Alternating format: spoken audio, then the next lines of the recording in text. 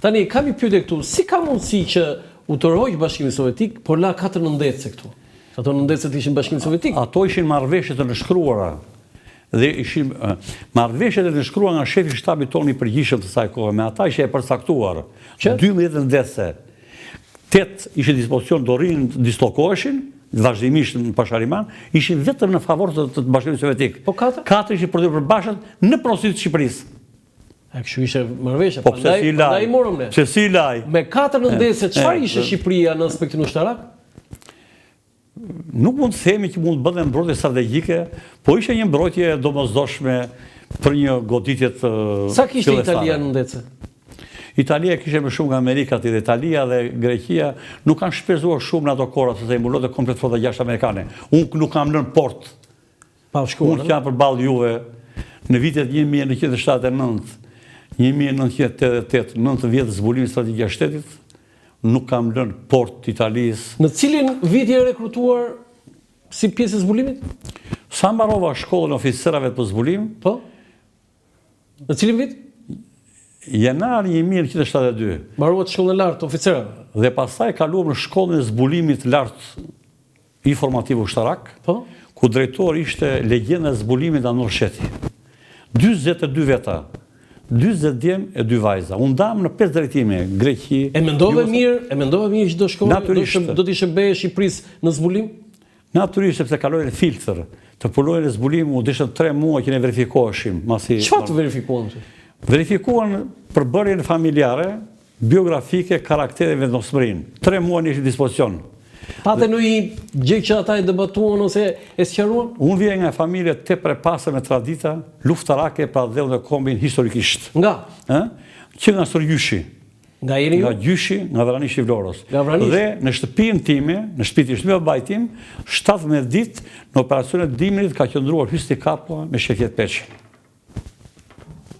Po pse qëndruan aty pikërisht aty? Sepse shtëpia jonë ndodhej në një vend shumë sigurt të Rozmalit dhe ishte një familje e vërtetuar që ishte shumë besnike.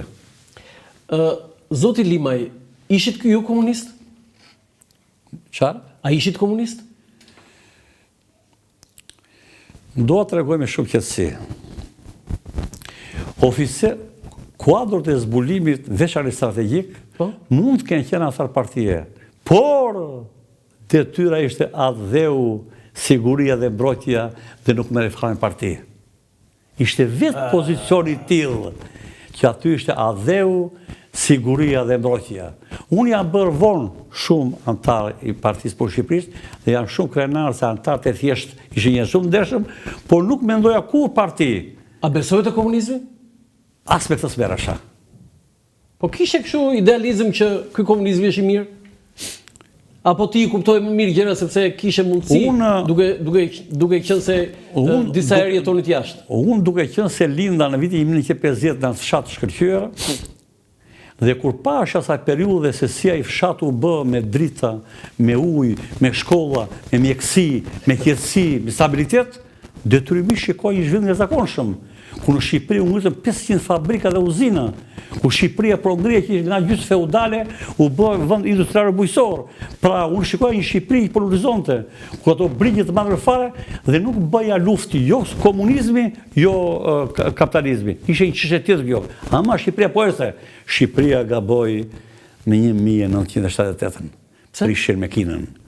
Prishja me Kinën, siç e shikoni ju, ekonomia filloi rënjen dhe shteti kishte filluar luftën e brendshme me Mete Kadriufara dhe pastaj aftësia drejtuese e zhvillimit vende A dhe mbështetja jashtë ekonomike zero dhe drejt fundit shkoi drejt vdekjes ai sistem. Zoti Limaj, ju siç e thatë, Shqipëria ka qenë dhe ka bashkëpunuar me Jugosllavinë, Bashkimin Sovjetik dhe me Kinën. Me Jugosllavinë ju e shpjeguat shumë mirë dhe me Bashkimin Sovjetik që pas ka pasur plan edhe për të na sulmuar. Po momenti kur prish me Kinën, çfarë ndodhi? A ishte ky momenti më i dobët që ka ndodhur në ato 46 vjet? Fatkeqësisht marrëdhëniet me Kinën nuk thyen thjesht marrëdhënie ideologjike dhe solli pasojat e mëdha pasaj që voj Shqipëria. Ishte problemi ideologjik i botës tretë dhe qëndrimit e fatë, cilën Unë e vlerësoj një vendim të nxituar, Të enveroz. të udhëheqjes shqiptare, Pse i mban qikate të nxituar? të nxituar dhe jo shumë të studiuar për perspektivat e zhvillimit të Shqipërisë. Po pse e bërin veri? Vetëmia mas 1978-ës Shqipërinë, siç u thash, e çoi det rënimit. Dhe solli ato pasojë të mëdha që u përdor, po e theksoj prap, nga shërbimet e huaja të zbulimit, për të bërë atë dramë të viteve të 90 dhe pasaj që u vërtetua me 97 dhe 98. Nuk dua të zë fare Kizingeri, diplomati më i madh i botës sot shprehjen më të madhe. Henry Kissinger. Amerika nuk ka alat përjetshëm, ka interesa të përjetshme. Po të shikosh edhe marrëdhëniet e alatit ton historik strategjik me Amerikën, Amerika, për interesat e saja, në momentet saktuara, kanë zgjidhur probleme të mëdha në Shqipëri për pasojat që ka patur. Ndryshimi i sistemit politik në Shqipëri do të kërkoj ndjes. Jo këtu, do vim pak më vonë, po ju thatë një gjë shumë interesante, që me Kinën ekonomia dhe sistemi i regjimit po binte. Ju keni shkruar në libër se gjatë luftës së ftohtë Shqipëria kishte kërcënim edhe pse këta ishin aleat mëdhenj, Greqin, Italin, SHBA dhe Jugosllavin. Përse, çfarë synonin këta? Derisa ne vazhdonim marrëdhënien me Jugosllavinë dhe Bashkimin Sovjetik, shteti shqiptar, Këshilli i Mbrojtjes, kishte përcaktuar shtete objekt zbulimi që bënin kërcënim për Shqipërinë, Greqinë, Italinë, NATO-n. Këto treja. Këto tre ka qenë deri në vitin 48. Çfarë synon te Greqia? Do të shpjegojte. Me prishjen e marrëdhënieve me Bashkimin Sovjetik, me Jugosllavinë, Këshilli i Mbrojtjes shtoi edhe Jugosllavinë, u bën shteti 4 zbulim. Me prishjen e Bashkimit Sovjetik, u bën 5 shtete objekt zbulimi. Pra, shteti shqiptar në shkollën e zbulimit të lartë përgatiste kuadrët e saj në 5 gjuhë për 5 shtetet të ndara: Greqi, Jugosllavi, Itali, NATO, Bashkimi Sovjetik. Bëshin gjuhë intensive dhe bëj përgatitje profesionale e veprimtarisë zbuluese. Ju çfarë gjuhë mësonit? E fillova me italisht. Në shkollë bashkuar? Po. Pastaj e bëra një kurs një veçar të zbulimit elektronik për anglisht. Dhe në vitin 1973, më thret drejtori i zbulimit në ndoshjeti me një tjetër më thot, me urdhë thon Madelianës, do shkoni për studime në Universitetin e Tiranës, histori e gjeografi turqisht. Herë e parë që hape dega turqisht. Po pse Turqia? Turqisht, po shpjegoj këtë të librin. Dhe unë i thash, zot drejtor, me italisht kemi shumë, ik për turqisht. Italisht me që ishe nga Vlora? Po. Dhe në atë grup ishte vajza Kristof Rasherit, Zana, klasë për mua, vajza Bujar Hoxhës në Vila, që janë për këtë fare. Në Vila Hoxha. Grupimi ka pasur klasë. Gruan që mori Shaban Morati, Dashuria. Dashuri ka mori ka pasur. Stefani që bërë për këthysje gjusë turke, edhe një tjetër. 5 ata dhe 2 ushtarak, ne me uniformë civile. Pedagog kishim Shaban Shollakun mbaruar studime dhe Sofje për turkologji. Pse u hap turqishtja, thepte unë. Turqia si ishte do bizbulimi. Në vitin 1972, oficerat tanë zbulimit të veshur me petku diplomatik në Ankara dhe në Istanbul u arrestuan. Sepse zbulimi turk kishte vërtetuar se këta kishte rekrutuar me origjinë shqiptare dhe kërkonin vendkomandat amerikane që po sistemoheshin në Turqi dhe kërkonin të dhëna për disa kuadro madhore turke, ushtargjeran që i bënin pjesë të tyre. Dhe arrestuan... Si zbuluan? Agentura turke, i di që hapa sa ventarina, shumë në dhjine ku do në gjithë, do kujtese ma shumë, dhe kryetari shoqatës turko-shqiptare në Ankara, janë 3 faqe në gazetë fare, gjë, u pushkatua, si agent i Shqipërisë. Si agent i Shqipërisë? Je kështë e them aty. Po, e kam lezuar, po. Ndërsa 2 të tjerë u dërnuar nga 6 vjetë. Kështu që në të kuadrë, duke qenë se neve atje për në digjeshin, doli urgjente që të përgatisë që kuadrë të rinj të zbulimit në gjuhë turke dhe në shuan Universitetin Turk. Dhe Ajo mua më bëri që u të vazhdoja pastaj mbrapa diplomacinë ushtarake, si atashi ushtarak i parë i Shqipërisë Turqie. Jo, tani, ti ke qenë mbas 90-s aty, po prill, rrim këtu një herë. Tani, a kishe ndonjë arsye të veçantë që të bësh pjesë e zbulimit, se ti ke shërbyer si bie gati 20 vjet për regjimin komunist, nga 72 deri në 90. Po. Kishe ndonjë arsye të veçantë dhe e mendove mirë këtë që ishe përballë rrezikut? Kur rri vetëm edhe me ndonjëherë bisedoj ndonjëherë kaloj edhe morrnica këtu në trup. Jo se janë frikatësak, s'ka që frikatësak kur.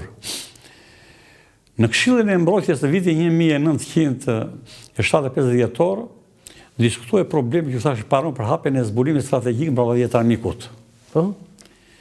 Dhe komandanti i përgjithshëm Enver Hoxha thotë, duhet mendojmë mirë sepse bën kërcënim të rrezikshëm. Arrestimi i tyre jo vetëm ata si persona, por do na çojnë edhe neve pasojë të mëdha. Po? Ministri i Mbrojtjes erdhi Mehmet Shehu.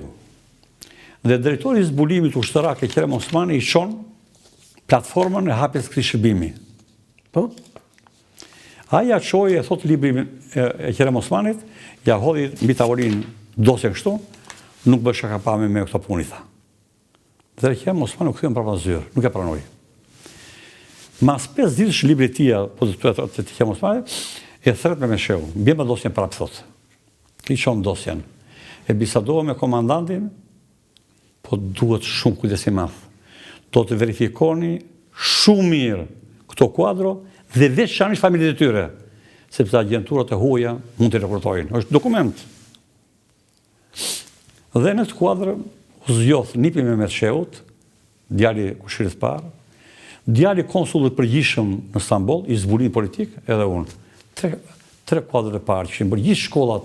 Dhe kur fillua ty, në 72 fillua ti ishte pjesë e zbulimit? Ne kemi jo isha i zbulimit unë. Po të vija në zbulimin e jashtëm. Po pra, cilin vit fillua ty? Në zbulimin e jashtëm, jashtërit kanë filluar prill 1979. 79. Dhe kanë mbaruar prill 1988, 9 vjet. 9 vjet. Ku shkua ty? Ku e kishit veprimtarinë tuaj? Objekti i kësaj detyre ishte që neve të lëviznim në Mesdhe dhe në detin e Zi, veçanërisht për të ndjekur veprimtarinë e forcave të armatosura të shtetit të zbulimit, forcës detare dhe ajrore, dhe kërcënimi që i vjen në Shqipërisë, dhe shënimi i Hoxhës kështu. Po? Dua njoftim 24 orë para. Dhe ishin pajisura me transmetim sekret, me radio, dhe zhvilloheshin në këtë rrugë. Zbulimi agjentur elektronik. Që në atë kohë? U morën kinë. U morën kinë, aparatur? Kaq. Kaq, është sekret dhe kjo? E cila merrte komplet lëvizjet. Lëvizin në gjithë portet, nga Spliti në Rijeka, nga Venecia Messina, nga Messina në Napoli, në Marseille të Francës dhe kryesore Malta, La Valletta. Zyrtarisht, çfarë ishit ju, do të them, formalisht? Unë e mrosha me detyra ndryshme, kryesisht ekonomist. Ekonomist ku? Në ambasadë? Me ato, jo, me ato vëndë një lëvizja. Unë isha në lëvizje si në ambasadë. Ti ishe vetëm lëvizje, ishe biznesmen? Dhe lëvizja, dhe pasaj Greqinë. Nga Korinthi, Suda, Mezeu. 9 vjetë?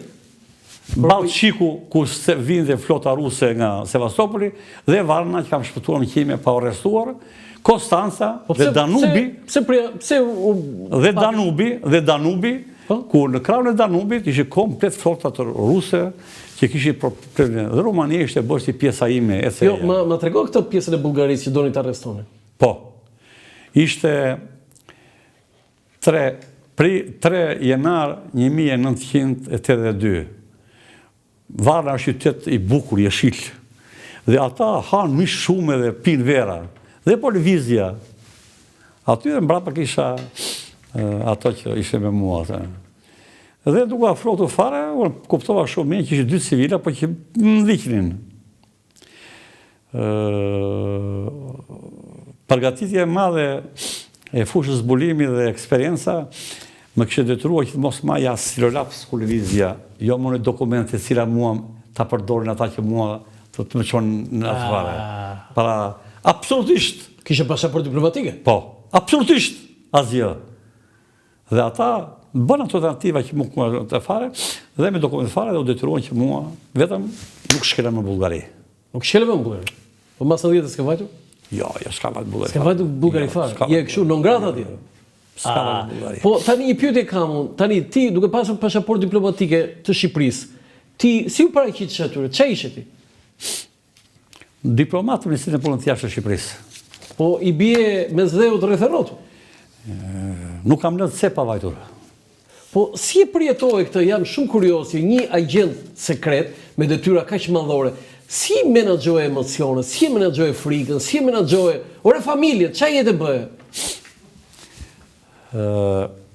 Natyrisht që shokët e mi në Maqedoni dhe në Malezi që kam qenë kohët e fundit, shteti ka vendosur në periferit qyteteve me një vilë dyqashe dhe me Baçë dhe me Roje. Po? Nësa në Shqipëri s'do të i fara njëri për neve, nuk ka rësi emrim. Unë se për shtetë shqiptarë, se për s'kemi shteteve. Unë flasë tani me juve dhe naturisht ju ndijej ato... është bërë një veprimtari jashtëzakonshme dhe për rekrutuar. Viheshin para në dispozicion që sidomos të martë si njerë. Kanë bërë tentativa për të rekrutuar shërbimet e huaja. Kjo ka qenur edhe veprimtarin e inteligjencës ushtarake në këtë fushë, po dhe ku kam qenë diplomat në Ankara. Shumë i fuqishme. Sepse unë isha në atashe ushtarake para Shqipërisë në kohën e luftave të Shqipërisë. Unë s'bëra jetë diplomatë me vëlla, isha në luftë. Se Turqia u kthye mbrojtje e Shqipërisë dhe u menaxhoja gjithçka. Ka 97-a, 98-a luftë e Kosovës. Po keni parasysh juve. Shpunonte serbi, francezi, po Maqedonas. Kush ju ka ofruar? Po Maqedonas janë anti-shqiptarë të rëbuar. Kupton apo jo? Pra, sikur të shikoni mungesë karakteri që të masi pulset, ishte dy rrugë. Femrat dhe parat. Nuk u tundove asnjëherë? Shumë gjëra i din bashortja dhe njerëz ta fare. Po përsëris, femrat dhe parat. Nuk u tunduat asnjëherë? Asnjëherë. Pse? Prandaj unë jam i vetmi që nga zbulu strategjik në periudhën e sistemit socialist, vazhdova diplomacinë ushtarake në ndryshim sistemit. U jam i vetmi. I vetmi, ja? I vetmi. Dhe kur ka thirrë Berisha mua, me Safet Xhulalin për të më emëruar, shkurtimisht më zuri ngoj dy probleme. Edhe pse ka qenë antar i Partisë Punë Shqipërisë, tha Berisha. Me qëtësi, atë krau të ishte Adem Shobani, shef shtabi. Mande, ishe këshirtar dhe shef shtabi, njëte nga afer, aje propozoi, edhe pse ka qenë zbulim strategjik a shtetit, duke të vlerësuar, do të emrojmë shefin e degës bashkëpunimi Shqipëri, Turqi dhe përgjithësisht gjithë turke në kabinetin e ministrit mbrojtjes Safet Xhulali. Safeti vinte nga Peshopia, bujmë çfarë mund drejtonte. Unë sa kisha marrë Akademinë në Istanbul, si jam i parë marrë Akademinë në Istanbulun. Dhe u ktheva, po ama isha shumë i lodhur, isha menduar largohesha. Isha shumë i lodhur. Shqipëria po digjej. Ishe shumë i ri. Po Shqipëria po digjej. Çmë shëbëti, nuk erdhi demokracia në Shqipëri në rrugë demokratike me debat, me alternativa. Erdhi me luftë, me shkatërime. Pra vetë ardhja e ndryshimit të sistemit në Shqipëri nuk ka në rrugë demokratike, nuk ka në rrugë njerëzore, nuk ka në rrugë intelektuale. Po vranë dhe soptuan. Ju vëzërë Shqipëri, pandaj unë detyrimisht nuk e shkoj gjeve dhe time. Dhe i thash me qetësi, u jam krenar për të dy ato që thatë juve. Sepse para ishi njerëz të vëndeshëm, dhe e dyta unë i kam shërbyer me jetë sigurisë dhe mbrojtjes kombëtare të dheut. Nëse do punoni me mua në mënyrë barabartë, reciproke, mund të vazhdojnë, të kundërt, ja bradhëshë unë. Çfarë tha Berisha? Dhe Adem Shobani vurdon këtu. Adem Shobani vurdon këtu mua, ja bëri Berisha kështu. Dhe doli emrimi fillova. Pastaj do emëroshin 3 atashet ushtarak të parja shtetit. Dhjetor 1904. Ilia Vasho, shefishtar i përgjithshëm. Emërohet përfaqësues jo i parë, partitë parë të Bruksel, 3 parë në Amerikë, kolonel Halil Kraja, shefi kabinetit të ministrit mbrojtjes, erdhi Turqia. Te Turqia, ta ku do emërojmë? Ilia Vasho, hajro limen, tha të kemi tafit, tha. Jo, tha Xhulali. Më duhet ministriu, kam shumë domosdoshëm. Pse? Se partia që dhe emra di donde. Di dhe emra të shkanë qenur. Agim Baruti, general, Aslan Bushati që u akuzua për lëndë kimike, koronel, futur njëzit, bësha të shërret, s'kam kërë dhe të shërshtarak. S'kam kërë, s'kur dhe të rohën. Dhe aty Berisha të në asë mënyrë, thotë. Turqia për neve shumë e rëndësishme, ai ka dhënë prova, ai atë shërshtarak, ai më drejt fare. Prandaj ke vlerësuar Berishën, se kemi qenë një emision bashkë. Ndaj. Po të kishe qenë, të kishe dorë nga... Edhe, unë tjetër punë, dhe fillova tjetër punë. Pra këto janë shkaqet e vazhdimësisë time, por atasheu ushtarak në një shtet tjetër është personalitet i akredituar si ambasadori. Konventa Vjenën sot atasheu ushtarak është përfaqësuesi forcat armatosura në shtetin akredituar dhe kryen detyrat e përfaqësisë forcat armatosura, detyrat informative, pra vazhdo këtë apo jo? Dhe të bashkëpunimit të mëtejshëm. Një pyetje kam. Ato 9 vite që ke qenë si zbulues jashtë Shqipërisë gjatë regjimit komunist, çfarë jete familjare bëhe? Se do të thënë familja ke pasur këtu, bashortën këtu, fëmijët, na tregohet atë historinë si u vure emrat fëmijë. Më 6 prill të vitit 1979 u isha në La Valletta në Mars. Dhe më njoftuan që lini vajza. Dhe që ande i dërgova me radiogram, emri vajzës të quhet Aurora. Pse? Do vetë djalë, do vitë të dyshë, djalë i kështu lidhur. Ndërsa... Jo, pse vure emrin Aurora? Darë të them, do janë lidhur me djalë prit. Ndërsa, në vitin 1982 isha në Napoli d'Italisë. Po? Dhe më njoftohen lindi djali, dërgova radiogrami të quhet Ardit. Pse? Pse janë emrat e dy fëmijëve, Aurora dhe Ardit, të janë të lidhur drejt për drejt misionin tim. Wow! Në martë, kur kisha mundësi, lexoja libra në lidhje me zbulimin. Dhe midis të tjera kisha një libër ku flite për kryezorin e fuqishëm Aurora, rusin. Flotës ruse. Edhe ta ishin në kalat atje. Edhe pa shumë gjëra që u ndiqja flotë gjashtë amerikane, dhe kur shkoi aeroplanmajset John Kennedy dhe me radhë, me 72 avion mi vete dhe raportoja urgjent me shifër ministre e mbotë, këto jo. Dhe ky që shkaku që u emrin tim Aurora. Po djalë Ardit. Po? Ishte mjergull në Napoli dhe zhvilloi stërvitje e NATO-s, ku ishte Italia. Dhe afro një kryezor i fuqishëm e kishte emrin Ardito, hoqja on dhe dërgoi emrin Ardit. Pra dy emrat e fëmijëve të mi kanë lidhje në funksionin tim. Janë krenar ata për këtë punën tënde, apo të kanë thënë babi ti na ke vëshisuar jetën me këtë misionin tënd? Kur zhvilloi lufta civile në Shqipëri, 2007, unë më shumë rria në zyrë, shkoj do të shtëpi. Fatmirësi shteti Turk, që ke parë më hapi dyert, ambasadorëve mbyll dyert. Po themi trosh, ambasadorëve të mbylli urdhër Demireli, të cilët i di shumë i presidion, sepse bëni politik partije jo shteti. Për shumë, ambasadori kishe Skënder Shkupi, merrej me kudër PS-s e Fatostano të shtypi turk, televizion turk. Dhe i tha stop. Pra doli nga misioni. Unë më të kisha rezervat e mia, po shava, unë ato do të largohem nga misioni që kamte. Nëse unë krya detyrë e shtetit, Shqipëria. Dhe ata u binën, prandaj mua më prisit Demireli natën. Të kanë strehuar aty? Të kanë strehuar aty? Pastaj më prisit Çileri, ministrat e mbrojtjes fotografi kur do. Dhe unë Çileri kam kuar natën dhe natën më priti. Dhe bëri deklarata fuqishme, ku shpreh 3 herë, ku shpreh Shqipërinë, për sepse ti jesh në atashe ushtarak, po nuk je oficeri inteligjencë ushtarake je kot. Po nuk i njohë në mënyrën e vendit ku jetë, në mënyrë të shkëlqyer je kot. A ndikuat ju te kjo deklarata e Çillerit? Unë paraqita i thash zonja kryeministre, pardje 900 trupa ushtarake të divizionit 8 kryesores Janinës janë veshur me forma civile dhe kanë hyrë në jugun e Shqipërisë me flamë motivore e pirit. Ndërsa 1200 trupa janë në kufirin me Shqipërinë. Dje vajti zonës ministri jashtëm i Greqisë në jugun e saj. Amerika mbylli ambasadën. 2 helikoptere nga aeroplanmajtja John Kennedy erdhën sa 2 Kemal Safa dhe ambasada u largua. Shqipëria ka ngelur vetëm. Dhe ajo bëri deklarat? Dhe ajo sinjalit drejtorit përgjithshëm të zbulimit ushtarak. Qeti Saner, Gjerani Treuje, e kishte gruan në origjinë nga Shkodra, të vjetër, pra unë dije dhe kufutësha midis tyre. Dhe po tha, ashtu është. Dhe ajo pasaj bërë deklarat 3 herë në një muaj ka bërë deklarat ajo. Të ndryshme. Larg duart në Shqipëri. Larg duart në Shqipëri dhe të mëteshëm dhe dërgoi 900 trupa ushtarake në Zallherë të forcave turke në kuadrin e operacionit Alba.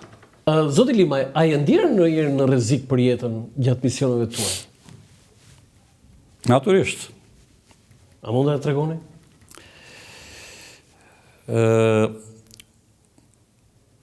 Ata që kanë dokumentin që futen në arshiva, të cilë kam dhe unë, kur hynë në arshiva e merr një person, janë disa fletë të cilë janë të kapur i s'hapen. Edhe sot. Po janë të pak nuk hapen. Nuk hapen? Jo, nuk letë do të njeri. Nuk letë do të njeri. Kuptona po janë? Po të vlerë kanë? Po, ato kanë vlera sepse, edhe pse kanë ndryshuar sistemi dhe ka shumë vjetë, aty janë shtete dhe emra personash direkt të cilët kryen konflikt. Tani, si mora unë informacione që Ministri i Mbrojtjes Greqisë jep këto urës divizion Janin. Po pse ky është informacioni klasit parë. Tani, ka emra atje. Pra, këtu ka përplesa të mëdha. Prandaj shumë oficerë tanë të veshur me petkull diplomatik jashtë shtetit, po, edhe sot nuk flasin dot. Ne kemi kuadër të shkëlqyer, Selim Malaj, ka qenë sekretari i dytë ku vendos marrëdhëniet diplomatike, po të libri 2 dhe kam të unë, në Itali, si fatë kishë ndarë, na jetë autopia. Ne kemi Nein Furgjiun, sekretarin e 2 në Romë, i cili ai ishte kryesori që i formonte për edhe grupin e Gjdet Mustafës. Ne kemi Klime Gekpristin, që ka qenë sekretari i parë, kur vendosa marrëdhëniet e para me Greqinë, që andaj pasaj shkojnë në Austri, që mbulonte Jugosllavin, që binin informacione, që i vini komandantet përgjithshëm dhe komandës përgjithshme, mi bazën e këtyre informacioneve ndërtoi strategjia e mbrojtjes dhe strukturë dhe organizimi i forcave armatose të Shqipërisë. Jo, ku ishit ju në rrezik, jeta juaj?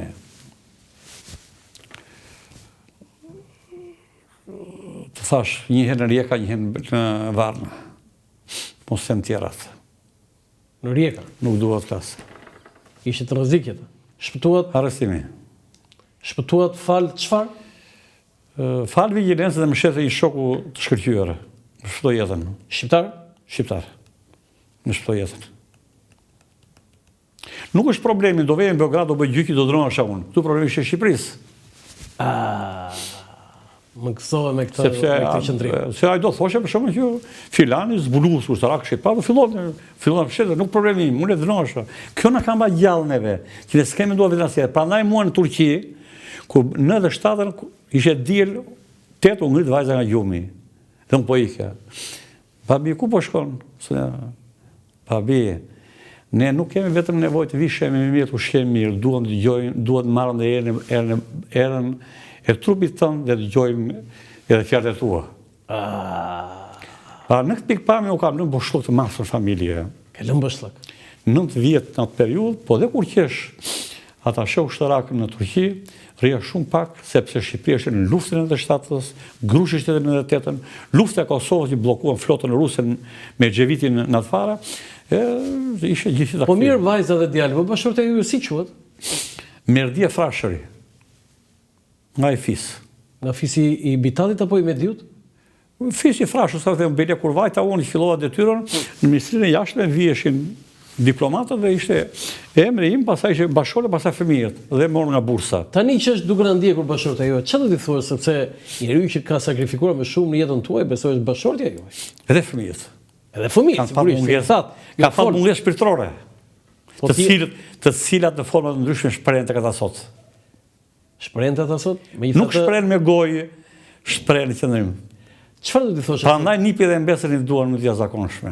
Kam parë që një gjysh super i lumturuar. Po çfarë do t'i thoshë bashkëshortës sot? Të faleminderit që më mbështetë për realizimin e misionit. Ja kam thënë. Për atë për Shqipërinë. Sigurinë e kombëtare, gjia me shtret vjet, të cilët edhe sot,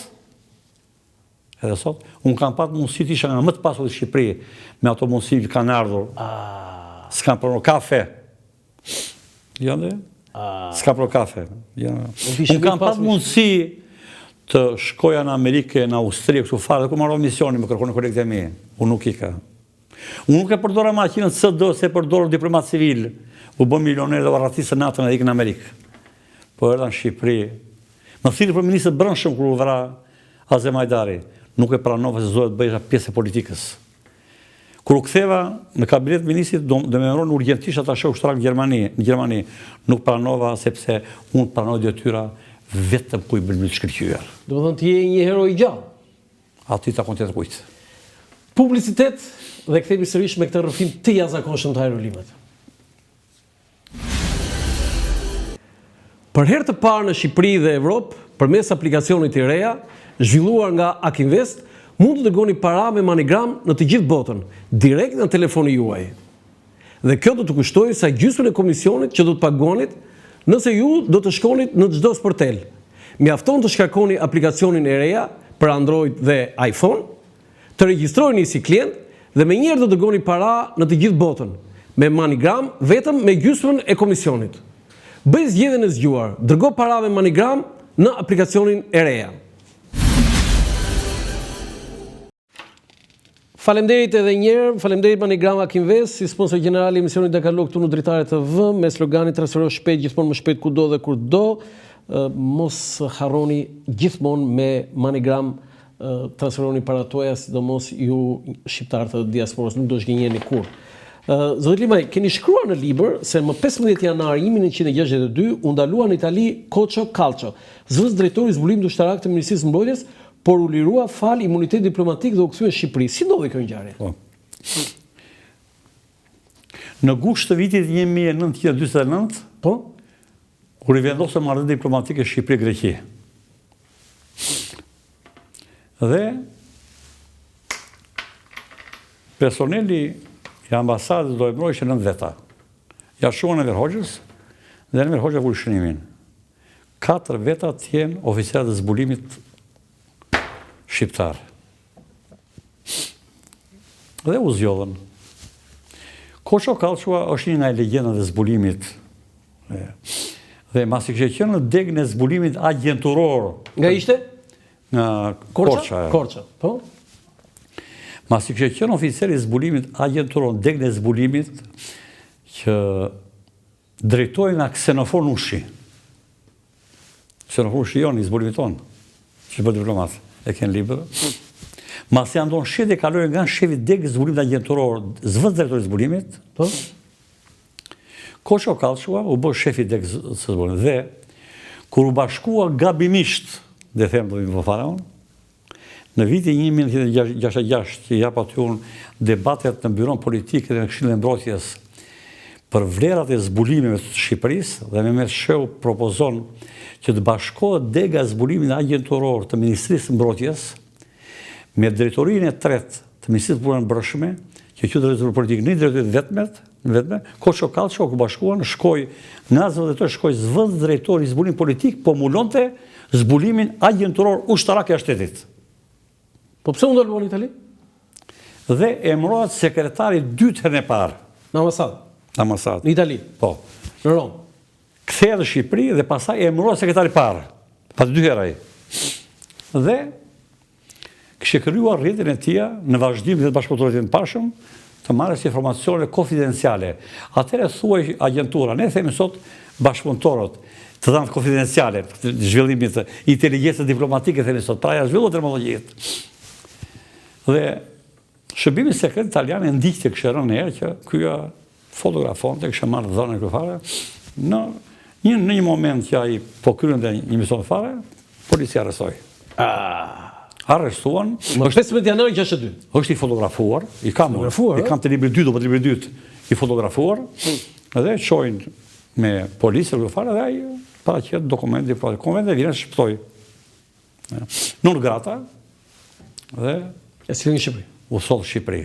Qanë dhe pastaj shkoi këshilltari i ambasadës në Rumani, mulon dhe zbulimin ushtarak për vendin e lindjes.